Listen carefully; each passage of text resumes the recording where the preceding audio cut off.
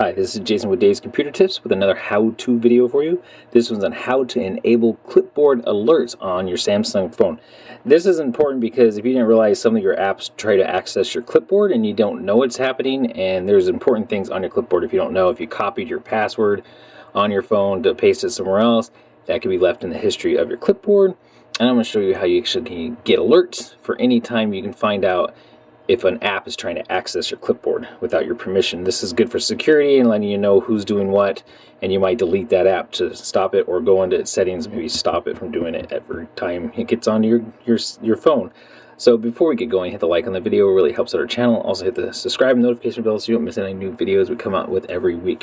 Now, the reason this is important, like I said, turn the Clipboard notification on is a smart move in protecting your privacy and security. You might not know your Clipboard could have some information you don't want someone to access. And I'm reading that from actually my article. I'll have the article linked down below. I have on this too, so if you want to check that out.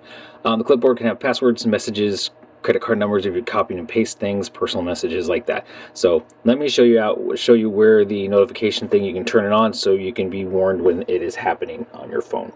All right, I'm using a Samsung Galaxy S22. This is my wife's phone. She let me use it. So I'm going to show you how this works. So we're going to get out of here.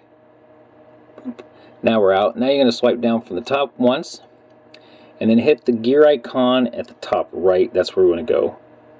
Once you do that, it's going to give you this. You're going to scroll down until you find, here we go, security and privacy. We want to click on that, or tap on that. Since we're on a phone, you're tapping, you're not on a computer. So when the security and privacy screen pops up, you're going to want to swipe up until you come to down here below. Here's the privacy section. That's where you're looking. Down below the privacy section, you're going to see controls and alerts. Control access to the camera, microphone, and Clipboard. That's where we want to go next. So you're going to tap on that.